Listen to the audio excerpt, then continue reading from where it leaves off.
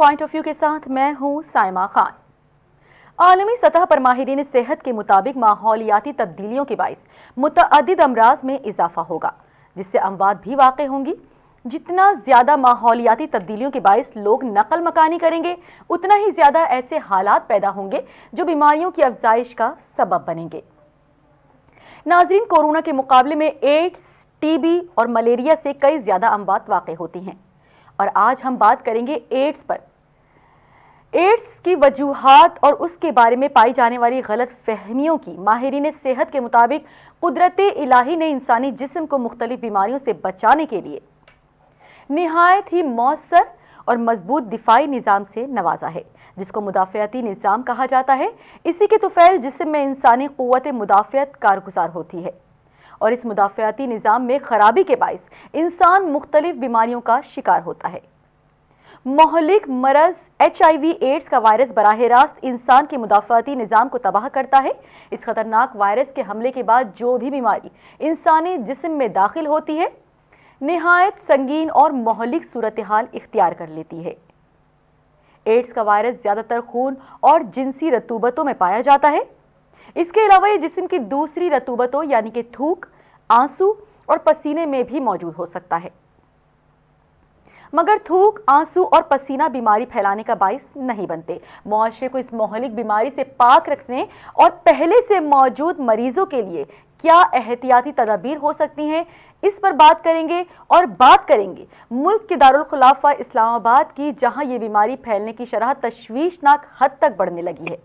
इत्तिलात के मुताबिक दारुल हुकूमत में जनवरी से अक्टूबर गुज़िश्ता 10 यानी कि 10 माह के दौरान इस्लामाबाद में HIV के 519 मुस्बत केसेस सामने आए हैं। नए केसेस में ज्यादातर तादाद 18 से 25 साल तक के नौजवान लड़के हम जिन्स परस्त ख्वाजा सराव की है।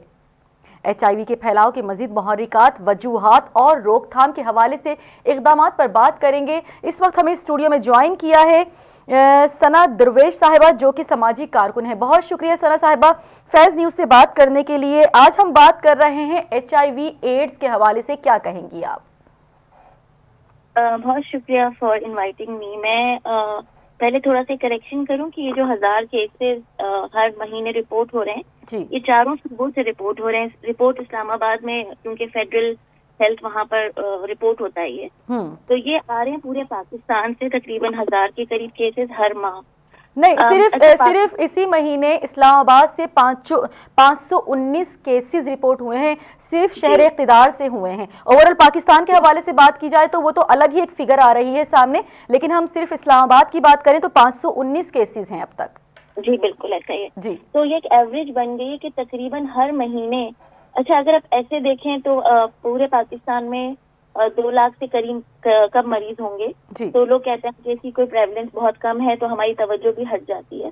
लेकिन अगर आप इसकी वो देखेंगे कितनी तेजी से ये फैल रहा है, तो हर महीने अगर आप 1000 मरीज हम ऐड करेंगे तो ये एक एपिडेमिक बन जाएगा पाकिस्तान में, और हम साउथ एशिया में आई थिंक तीसरे नंबर पर आ चुके हैं एड्स के हवाले से। तो अब इसमें जो एक बहुत खतरनाक बात ये है कि जैसा आपने कहा कि ये जिनसी ताल्लुकात गैर महफूज हो तो फैलता है, और लेकिन हमारे यहाँ इसमें बर्डन जो ऐड हो रहा है वो हेल्थ केयर सिस्टम की वजह से ही ऐड हो रहा है। गैर महफूज सिरिंजों का इस्तेमाल, गैर महफूज खून का इस्तेमाल, और सबसे बड़ी बात कि लोगों की ट्रेनिंग ना होना हेल्थ केयर प्रोफेशनल्स की, कि अगर कोई मरीज आ गया है तो उसे कहाँ भेजना है, किस तरह से उसे काउंसिल करना है, किस तरह से उसे ट्रीटमेंट की तरफ राग़िब करना है, फिर उसके कॉन्टैक्ट को कैसे ट्रेस करना है, उसके पार्टनर से कैसे बात होनी है। तो हम ये कर रहे हैं कि हमारी जो पहले की पॉपुलेशन थी जिनको इन्फेक्शन ज्यादा होता था, जिसमें नशा करने वाले लोग, जिसमें सेक्स वर्कर्स, जिसमें इस तरह के जो हमारी की पॉपुलेशन थी, वहां से अब जनरल पॉपुलेशन में इन्फेक्शन ट्रांसफर हो रहा है। आपको लड़काना वाला किस्सा याद होगा जो 2019 में रिपोर्ट आई थी कि बच्चों में बहुत ज्यादा डायग्नोस हुआ था। बिल्कुल, इस हवाले से भी बात करेंगे। सना, पहले तो हमारे नाजरीन की आगाही के लिए बताइए कि HIV पॉजिटिव और एड्स में कोई फर्क है क्या? क्योंकि मोस्टली लोग कभी HIV पॉजिटिव कहते हैं और कभी इसे एड्स का नाम दिया जाता है। जी बिल्कुल, काफी फर्क है। HIV पॉजिटिव होने का मतलब है कि वायरस जिस्म में दाखिल हो गया है। ठीक है। अच्छा, जैसे ही पता चले कि वायरस जिस्म में दाखिल हो गया है तो ट्रीटमेंट शुरू करके उसको डोरमेंट किया जा सकता है, यानी उसको सुलाया जा सकता है। सही। जरूरी नहीं होता कि वो फुल ब्लोन बीमारी बन जाए या एज में तब्दील हो जाए। अगर हम जल्दी इलाज शुरू करें, अगर हम लोगों के साथ स्टिग्मा ना करें, उनको बातचीत करने दें, हेल्थ सिस्टम से जुड़ने दें और उनको मौसर तरीके से इलाज फराहम करें, तो HIV एड्स में कन्वर्ट नहीं होगा। अक्सर जो वो है दवाइयां हैं इसकी काफी मौसर हैं और इसके फैलाव को जिस्म के अंदर भी रोक सकती हैं और एक मुतासरा शख्स से दूसरे मुतासरा शख्स तक जाने तक भी रोक सकती हैं। इसके लिए बहुत मौसर प्लानिंग और अच्छे इलाज की जरूरत है। ठीक है। अभी इस वक्त सना सबसे ज्यादा अगर एड्स के हवाले से बात की जाए तो कौन सा शहर इसमें सबसे हाईलाइटेड है जहां पर एड्स के मरीजों की तादाद तेजी से बढ़ रही है? हम अगर बात करें इस वक्त सिंध, अंदरूनी सिंध में जो केसेस रिपोर्ट हुए, इसके अलावा आपने इस्लामाबाद का तस्करा किया, ये 2 जगह हैं जहां से ज्यादा रिपोर्टिंग शुरू हुई है। लेकिन इसका ये मतलब नहीं है कि होंगे भी सारे इधर ही। जहाँ पर रिपोर्टिंग सिस्टम जहाँ एक्टिव होता है, जहाँ पर मीडिया की अटेंशन जाती है, जहाँ लोग बात करने लगते हैं, वहाँ से रिपोर्टिंग ज्यादा शुरू होती है। तो मेरा ख्याल ये है कि इस वक्त तो स्टैटिस्टिक्स ऐसे हैं, लेकिन अगर हम सही से इसको ट्रेनिंग शुरू करें और उसको हम अंडरस्टैंड करना शुरू करें तो हो सकता है कि पिक्चर डिफरेंट हो। अच्छा सना, हुकूमत ने 11 सालों में ग्लोबल फंड्स और दीगर डोनर एजेंसियों से कई करोड़ रुपए फंड्स लिए हैं इसकी मद में, लेकिन इसमें कोई बेहतरी नहीं आती दिखाई देती। वो इसलिए है कि देखें, उन्होंने यकीनन फंड लिए हैं और मुफ्त इलाज भी फराहम करती है हुकूमत, लेकिन ना सिर्फ इलाज दवाई से नहीं होता। आपको एक पूरा सिस्टम क्रिएट करना पड़ता है जहां आप हार्म रिडक्शन करते हैं। हार्म रिडक्शन क्या है कि जैसे जो नशा कर रहे हैं और वो एक ही नीडल को बार बार इस्तेमाल कर रहे हैं, तो हो सकता है कि मेरी ताकत में ना हो कि मैं स्मगलिंग को रोक लूं या मैं नशे की अद्वियात रोक लूं या मैं उनको रोक के नशा उनका रोक दूं, लेकिन कम से कम उनको एक सिस्टम के अंदर लाके ये सिखाया जा सकता है कि ये जो नीडल है ये आपने शेयर नहीं करनी या आप नई नीडल इस्तेमाल किया करें।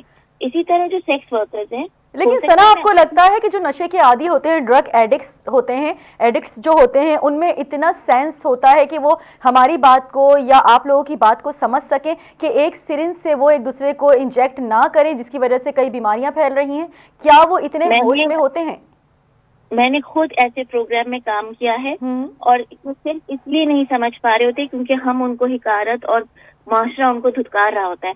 अगर आप उनको एक सिस्टम का हिस्सा बनाते हैं, उनको अगर हम ओन करते हैं, उनसे कम्युनिकेट करते हैं, तो ना सिर्फ ये कि वो अपनी इन बिहेवियर्स को चेंज करते हैं बल्कि आहिस्ता आहिस्ता इलाज की तरफ भी माइल होते हैं। इसी तरह सेक्स वर्कर्स हैं, हम उनको भी बिल्कुल मार्जिनलाइज कर देते हैं, साइड में कर देते हैं, माशरे से अलग कर देते हैं। उनको भी अगर हम अवेयरनेस दें तो ना सिर्फ ये कि वो अपने हेल्दी बिहेवियर्स की तरफ आ जाएंगे बल्कि हो सकता है कि वो अपने रिस्क वाले बिहेवियर्स को तब्दील कर लें। इसी तरह मैंने तो बात की ना कि पूरे सिस्टम की एक जरूरत है। तो सिर्फ होता ही है कि एक मरीज आता है, उसका हम टेस्ट करते हैं और उसकी दवाई शुरू कर देते हैं, लेकिन उस इंसान को हमने जिस तरह से बिहेवियर चेंज एजेंट के तौर पे हम यूज कर सकते हैं, जिस तरह से हम उसको दूसरों को आगाही और इल्म देने के लिए इस्तेमाल कर सकते हैं, हम उसको मौके दे सकते हैं कि वो मेन स्ट्रीम में आके काम करे, वो हमारे यहाँ भी मिसिंग है और इसकी वजह से लोग खामोश रहते हैं, एक से दूसरे को इन्फेक्शन फैलाते हैं। मैं उनको ब्लेम नहीं करी, मैं ये कह रही हूँ कि उनकी वजह से हमने क्योंकि उनको अलग कर दिया है तो वो क्योंकि खामोश हो जाते हैं डर के, तो इस वजह से इन्फेक्शन फैलता है। अक्सर वो इतना डर जाते हैं कि वो अपने पार्टनर से इसकी यानी अपनी शौहर बीवी से भी इसका तस्करा नहीं कर पाते कि कहीं मुझे ये ना समझा जाए कि एक ही वजह से लगा है मुझे, और भी तो बहुत सारी वजूहात होती हैं और जिस वजह से भी लगा है। अब अगर हम उनको अपने करीब रखें, उनको हम एजुकेशन का हिस्सा बनाएं, आगाही का हिस्सा बनाएं, तो वो प्रॉब्लम को सॉल्व करने में खुद हमारी मदद करें। अच्छा सना, सिर्फ बड़े ही नहीं बल्कि बच्चों में भी HIV पॉजिटिव और एड्स की शरह में कहीं ज्यादा इजाफा देखने में आ रहा है। माँ बाप अगर HIV पॉजिटिव होते हैं या एड्स से इफेक्टेड होते हैं तो बच्चों में किस हद तक पॉजिटिव होने का और एड्स से इफेक्टेड होने के इम्कानात होते हैं? बाप से तो बच्चे को ट्रांसमिशन का बहुत ही कम इम्कान है, लेकिन माँ अगर प्रेग्नेंट थी और उस दौरान डिलीवरी हुई तो बच्चे के अंदर HIV आ सकता है। हमने पाकिस्तान में जो बच्चों की पॉपुलेशन में ज्यादा अचानक से इंक्रीज देखा वो तो गैर महफूज सिरिंजों के और गैर महफूज इंस्ट्रूमेंट्स के इस्तेमाल की वजह से देखा।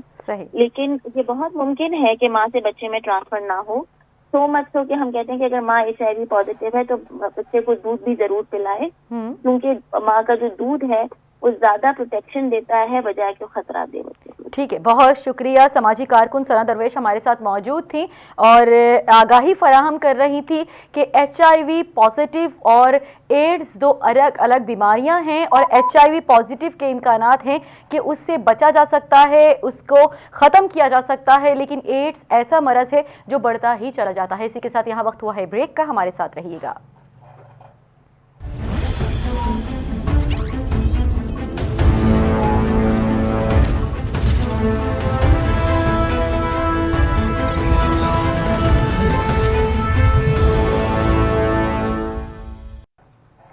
Welcome back. ब्रेक पे जाने से पहले बात हो रही थी HIV पॉजिटिव और एड्स के हवाले से। इस वक्त हमें टेलीफोन कॉल पर ज्वाइन किया है डॉक्टर मोहम्मद सुलेमान ओथो साहब ने, जो कि पब्लिक हेल्थ कंसल्टेंट है। बहुत शुक्रिया सर फैज़ टीवी से बात करने के लिए।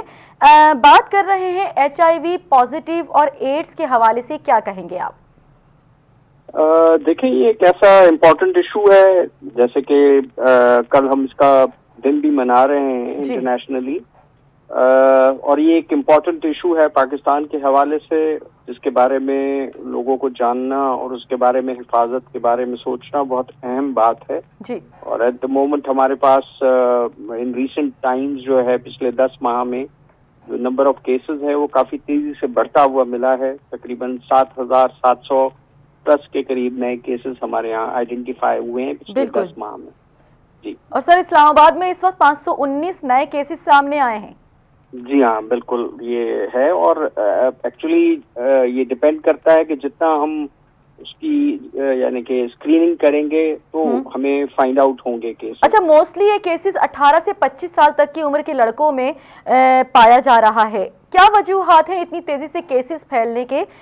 आगाही नहीं है लोगों को इस बारे में, या इग्नोर करते हैं वो ये चीजें? जी, दोनों बातें हैं। एक्चुअली जो आइडेंटिफाइड ग्रुप्स हैं, कुछ वल्नरेबल ग्रुप्स हम उनको कहते हैं, जो इस किस्म के यानी कि जो जिनमें चांसेस जो है वो आम पब्लिक के मुकाबले में ज्यादा हो जाते हैं। सही। और इस्लामाबाद में भी जो केसेस हुए हैं वो उसी वल्नरेबल ग्रुप्स में आइडेंटिफाइड पीपल हैं। सही। तो इसलिए जो है ये यानी कि इन ग्रुप्स में हमें जो खास किस्म की एक इंटरवेंशंस कहें हम उनको, जिसमें अवेयरनेस भी आ जाती है और प्रोटेक्टिव जो है एस्पेक्ट्स देखने की बात होती है, जो कि इंजेक्टिंग ड्रग यूजर्स हो गए या males having sex with male, transgenders, और जो भी ब्लड ट्रांसफ्यूजन जहां हो रही है वहां ये पॉसिबिलिटीज बढ़ी हुई होती है। अच्छा डॉक्टर साहब, आपने क्योंकि इंजेक्शंस के हवाले से बात की, तो मोस्टली यही देखने में आता है कि जो ड्रग एडिक्ट्स होते हैं वो एक दूसरे के सिरिंज यूज करते हैं, जिन वजूहात की बिना पर भी एड्स में इजाफा होता है। लेकिन आपसे ये पूछना चाहती हूँ कि कुछ हॉस्पिटल्स ऐसे हैं जहां पर किसी किस्म की चेक एंड बैलेंस नहीं रखा जाता है, ना ही सिरिंज का इस्तेमाल हम रोक सकते हैं वहां पर, क्योंकि मोस्टली वहां पर आवाम इतनी पढ़ी लिखी नहीं होती, इतना शऊर नहीं होता कि वो इन चीज़ों को देख सके। तो वहां पर किस हद तक इन चीज़ों में इजाफा होता है? देखिए, बिल्कुल आप ठीक बात कर रही हैं कि सेकेंड यूज ऑफ सिरिंज किसी भी तरह से कहीं भी हो रहा है, वो हॉस्पिटल्स हों या जैसे कान छिदवाने के लिए लोग जाते हैं, टैटू बनवाने के लिए जाते हैं, और जहां भी स्टरलाइजेशन का ख्याल नहीं रखा जाता, डेंटिस्ट्री में भी अगर ये ख्याल नहीं रखा जाता, वहां पॉसिबिलिटी हमेशा रहती है हेपेटाइटिस बी, सी और HIV के ट्रांसमिशन की। और ये बिल्कुल आप ठीक कह रही हैं, लेकिन इसमें फिर जो इदारे हमारे हैं, रेगुलेटरी इदारे हैं, जो हेल्थ केयर कमीशन हैं, उनका ये रोल है कि वो अश्योर करें कि जी जो वेस्ट डिस्पोजल है प्लस यूज ऑफ सिरिंज है, मिस यूज ऑफ सिरिंज है या रीयूज ऑफ सिरिंज है, उसको रोका जा सके। लेकिन HIV के जो हमारे जैसे इंजेक्टिंग ड्रग यूजर्स का एक मखसूस ग्रुप है, उसमें इंटरवेंशन की जरूरत हमेशा रही है, कुछ अर्सा पहले तक ये होता रहा है, लेकिन उसमें मेरा ख्याल है कुछ ब्रेक आने की वजह से हमें ये ज्यादा नंबर ऑफ केसेस एकदम से मिलना शुरू हुआ। अच्छा डॉक्टर साहब, आपकी बात से ही बात निकालते हैं। आपने कहा इस वक्त हेपेटाइटिस बी, सी और HIV पॉजिटिव, इन तमाम तर चीजों में कितना फर्क है? क्या ये बीमारियां एक ही फैमिली की हैं सारी? ये तीनों की ट्रांसमिशन बिल्कुल एक ही तरह से है, इसलिए हम इनको इकट्ठे इसलिए कहा जाता है कि जब मिसयूज ऑफ सिरिंज होगा तो ये तीनों बीमारियां, इन तीनों में से कोई एक, दो या तीनों फैल सकती हैं। फिर जहां अनप्रोटेक्टेड सेक्स होगा, वहाँ ये जो है तीनों, मतलब इन तीनों की ट्रांसमिशन जो है बिल्कुल एग्जैक्टली सेम है। सही। और वो सारी जो, अगर हम यानी कि प्रिवेंटिव मेजर इख्तियार करें HIV के लिए, तो वो ऑटोमेटिकली खुद ब खुद जो है वो B और C को भी प्रोटेक्ट करना शुरू कर दें। सही। अच्छा डॉक्टर साहब ये बताइए, HIV पॉजिटिव हो गया, हेपेटाइटिस B, C हो गया और एड्स हो गया, क्या ये एक जैसे ही खतरनाक बीमारियां हैं? आया कि इनका इलाज HIV पॉजिटिव का और B, C का इलाज पॉसिबल है और एड्स का नहीं है? नहीं, अब इसको थोड़ा सा मैं क्लेरिफाई कर दूं कि जब इन्फेक्शन होता है तो हम उसको HIV कहते हैं, यानी कि वो जिस्म में अगर जसूमा आइडेंटिफाई हो रहा है अपना टेस्ट पे, तो उसको हम HIV कहते हैं। जब वो कॉम्प्लिकेशंस में चला जाता है या फुल ब्लोन केस हो जाता है तो हम उसको एड्स का नाम देते हैं। ठीक है। तो ये दोनों यानी कि HIV की जो एक अगली शक्ल जिसको कहें वो एड्स बन जाती है। सही। अलबत्ता हेपेटाइटिस B और C ये बिल्कुल अलग चीजें हैं, और B और C का भी इलाज मौजूद है, और इनफैक्ट HIV को कंट्रोल करने का और उसका भी इलाज मौजूद है। हमारे पास एंटी रेट्रोवायरल ट्रीटमेंट पूरा मौजूद है, जिसमें हम मेजॉरिटी ऑफ द केसेस में हम उनको सिर्फ HIV तक ही महदूद रख पाते हैं, और वो एड्स में कन्वर्ट बहुत मिनिमल नंबर्स होते हैं। ठीक है डॉक्टर साहब। हाँ जी जी, आप अपनी कंटिन्यू कीजिए। वो उनकी भी लाइफ स्पैन अगर दवाएं इस्तेमाल करते रहें तो एक नॉर्मल जिंदगी जितनी तकरीबन हो जाती है, more than 90% of the cases. ठीक है डॉक्टर साहब, मोस्टली लोगों में देखने में आता है कि एड्स के जब पेशेंट्स के डायग्नोस होते हैं कि इनमें एड्स की बीमारी पाई जाती है, तो आसपास के जो लोग हैं वो बहुत ज़्यादा एंटी हो जाते हैं, उनसे दूर भागने लगते हैं, कतराने लगते हैं। क्या इस तरीके से एक दूसरे से एंटी होना ठीक है? आया क्या उनका इलाज मुमकिन है? इस चीज़ की किस तरीके से नो हाउ देनी चाहिए? बिल्कुल, इसका 100% तकरीबन 100% इलाज मौजूद है, नंबर 1। नंबर 2 ये है कि उनके साथ रहने से, उनके साथ ताल्लुक रखने से, मिलने मिलाने से, खाने पीने से, कपड़े बदलने से, कहीं से भी ये ऐसा मर्ज नहीं है कि जो एक से दूसरे को लगे। इसके लगने के मखसूस तरीके हैं, इसके अलावा कोई ऐसा प्रॉब्लम नहीं है, और उनको हमें वैसे ही नॉर्मली ट्रीट करना चाहिए जैसे हम किसी भी और बीमार को ट्रीट करें।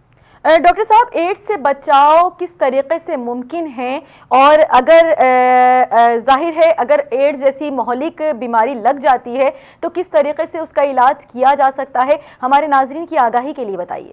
जी, प्रिवेंशन के हवाले से जैसे मैंने शुरू में भी कहा कि आप देखें कि सिरिंज जो है जहां भी इस्तेमाल हो रही है वो कभी भी रीयूज्ड ना हो, यानी कि वो डिस्पोजेबल और फर्स्ट यूज वाली सिरिंज हो, नंबर 1। नंबर 2 ये कि वो तमाम इस किस्म के इलाज या जो भी हम प्रोसीजर्स अपने ऊपर करवा रहे हैं जहाँ स्टेरलाइजेशन मस्ट है, उसको हम अश्योर करें कि वो स्टेरलाइज्ड चीजें इस्तेमाल की जाएं। सही। तीसरा इसका रूट ऑफ ट्रांसमिशन होता है ब्लड ट्रांसफ्यूजन। ठीक है। तो जब भी किसी को ब्लड लगाया जाए तो वो लगाने से पहले उसको HIV के लिए, हेपेटाइटिस B के लिए, C के लिए और मलेरिया के लिए आमतौर से उसको स्क्रीन किया जाता है। अनस्क्रीन ब्लड कहीं से भी ट्रांसफ्यूज ना करें, क्योंकि ये इतना पोटेंशियल इसका होता है कि अगर एक भी बार मतलब जाता है तो 100% ट्रांसमिशन हो जाती है। और उसके अलावा जो इम्पोर्टेंट है वो अनप्रोटेक्टेड सेक्स है। किसी भी किस्म का ड्रग्स यूज करने के बाद या कोई भी इस तरह के इश्यूज हों, तो अगर हम इन 3, 4, 5 चीजों का ख्याल रखें तो हम 99% अपने आप को सेव कर सकते हैं। इसका अगला पार्ट, आपने इलाज की बात की, तो हमारे पास इंतहाई बेहतरीन किस्म की दवाएं मौजूद हैं, सरकारी सिस्टम में मौजूद हैं, जो फ्री ऑफ कॉस्ट मिलती हैं, और वो अगर इस्तेमाल करते रहें तो ये जो HIV का मर्ज है वो एड्स में कन्वर्ट नहीं होगा, और उनकी जिंदगी का जो दौरानिया है वो तकरीबन किसी भी एक नॉर्मल इंसान के बराबर हो सकता है। ठीक है डॉक्टर साहब, आप इस पर क्योंकि काम भी कर रहे हैं, ये बताइए कि हुकूमती सतह पर 11 सालों में ग्लोबल फंड्स और दीगर डोनर एजेंसियों से करोड़ों रुपए फंड्स मिले हैं एड्स की मद में, किस हद तक इस्तेमाल हुआ है ये फंड? देखिए, मैं जरूर इससे वाबस्ता तो हूँ, लेकिन मैं डायरेक्ट इम्प्लीमेंटेशन में इस वक्त नहीं हूँ, तो मैं इसलिए जो है वो क्या कहते हैं एग्जैक्ट फिगर्स या उसकी जो यानी कि जो जिस लेवल पे ये काम हो रहा है उसको पूरी तरह से तो नहीं बता सकता, लेकिन मुझे उसका इल्म जरूर है। इस हवाले से काम स्क्रीनिंग काफी की जा रही है, और ये जो इस तरह के मैंने जैसे कहा दवाओं के हमारे तकरीबन कोई 10 से ज्यादा सेंटर्स इस वक्त जो है वो काम कर रहे हैं। वहाँ पे फ्री ऑफ कॉस्ट ये जो एंटी रेट्रोवायरल थेरेपी है वो दी जा रही है। इवन उसमें एक पार्ट और मैं आपको ऐड कर दूं कि मदर टू चाइल्ड जो ट्रांसमिशन होती है वो भी पॉसिबल होती है। अगर मदर पॉजिटिव है तो उससे अब बच्चे को ट्रांसमिट हो सकता है, लेकिन अब वो दवाएं इतनी इफेक्टिव आ गई हैं कि हम प्रेग्नेंट वुमेन को दे देते हैं तो 99%, बल्कि मैं उसको 100% ही कह सकता हूँ कि वो वायरल लोड इतना कम रहता है कि वो माँ से बच्चे को ट्रांसमिट नहीं होता। सही। ये सारी सहूलियात मौजूद हैं हमारे ऊपर। डॉक्टर साहब, शहरी सतह पर तो चले ठीक है, नो हाउ होता है आवाम को मोस्टली, लेकिन देही इलाकों में इस चीज की कोई नो हाउ नहीं होता, आवाम को शऊर नहीं होता। क्या ऐसी टीमें काम कर रही हैं जो देही इलाकों में जाकर इसकी जाहिर है लोगों को नो हाउ दे सकें कि किस तरीके से आपको बचा जा सकता है? जी बिल्कुल, ये असल में इसके जो लेवल्स हैं, यानी कि ये नॉलेज दिया जाता है तमाम जो डॉक्टर्स हैं या मेडिकल प्रोफेशन के जो लोग हैं उनके नॉलेज में ये सारी चीजें होती हैं, और वो हमारा ये सिस्टम जो है वो इवन देही सतह पे भी काम कर रहा होता है। और वहां से जब भी वो इस किस्म के कोई मरीज अगर सस्पेक्टेड होते हैं तो उनको हम रेफर कर दिया जाता है। जैसे हमारे बड़े शहर हैं उन सब में ये सहूलतें मौजूद हैं कि उनको वहाँ टेस्ट भी किया जा सके और उनको जो है वो क्या कहते हैं कंफर्म भी किया जा सके, और एक दफा कंफर्म हो जाए तो वहाँ उनको फिर रजिस्टर कर लिया जाता है, फिर उनकी पूरी फैमिली को भी स्क्रीन किया जाता है, और इस तरह से जो भी मतलब अगर सस्पेक्टेड केस हो तो उनको विद इन द सिस्टम सारी सहूलियात मिल सकती है। अच्छा डॉक्टर साहब, HIV पॉजिटिव पर और एड्स पर आप भी काम कर रहे हैं, ये बताएं अगर कोई इफेक्टेड होता है इस चीज से, इस बीमारी से इफेक्टेड होता है, क्या वो खुलकर आपके पास आकर इस चीज से रिलेटेड बात कर सकता है कि आया मैं इस चीज से इफेक्टेड हो गया हूँ, किन वजूहात की बिना पर हुआ हूँ? अभी तक लोगों में इतना शऊर है कि वो उस पर खुल के बात कर सकें? देखें, अभी तक बिल्कुल आप ठीक कह रही हैं कि हमारे पास ये एक टैबू के तौर पे समझा जाता है और लोग इस पे खुल के बात करने को तैयार नहीं होते। लेकिन उसके पीछे असल में यही है कि हम जहनों में हमारे ये है कि सिर्फ ये इसका कोई प्रीमस्कुस या कोई गलत बिहेवियर है जिसकी वजह से ये मसला हुआ है। बहुत सारे ऐसे केसेस हैं जिनमें उनका अपना कोई, जैसे मैंने कहा कि कोई कसूर नहीं होता।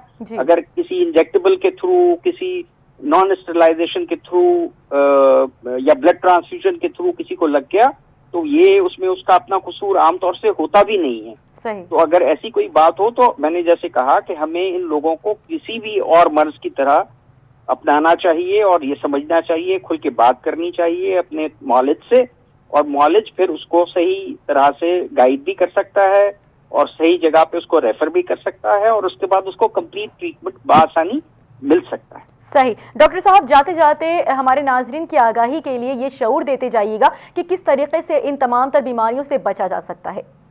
देखें, इन सब बीमारियों से बचने के, जैसे मैंने आपको एक एक करके मेंशन किए, मैं दोबारा रिपीट कर देता हूँ। नंबर 1, जब भी आप कोई इंजेक्शन लगवाएं, पहली बात तो अगर इंजेक्शन की जरूरत ना हो तो इंजेक्शन ना लगे, और अगर इंजेक्शन लगना जरूरी है तो ख्याल किया जाए कि वो स्टेरलाइज्ड या सिंगल यूज नया इंजेक्शन इस्तेमाल हो रहा है। नंबर 1।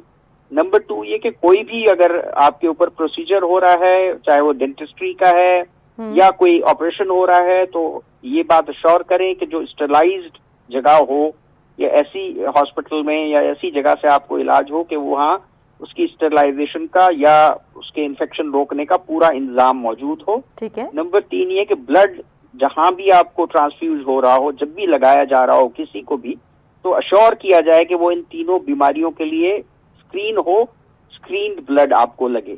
और आखिर में मैं ये कहूंगा कि हम उसको कहते हैं ABC, या तो ऐसी प्रैक्टिसेस में आदमी इन्वॉल्व ही ना हो।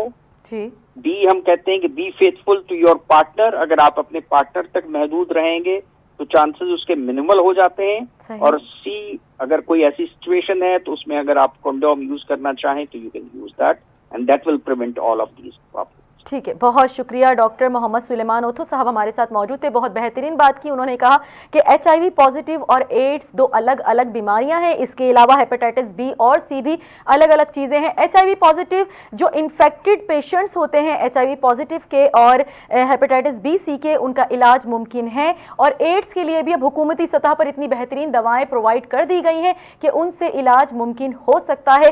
तो खुलकर बात कीजिए इन बीमारियों पर। अगर ये सिर्फ एक ही वजह से ये बीमारियां नहीं फैलती हैं, बल्कि बहुत सी वजूहत जो डॉक्टर साहब ने भी बयान की कि सिरिंज का इस्तेमाल और ब्लड के जब ट्रांसफर करने का मौका आता है, इन तमाम बहुत सारी और भी वजूहत हैं जिनकी बिना पर यह बीमारी फैल सकती है। तो ओपनली बात कीजिए, खुलकर बात कीजिए, सामने आइए कि अगर अल्लाह ना करे आप या आपकी फैमिली का कोई मेंबर इस चीज से इफेक्टेड होता है तो किस तरीके से इससे बचा जा सकता है। इसी के साथ मुझे यानी कि साइमा खान को इजाजत दीजिए। अल्लाह निगहबान।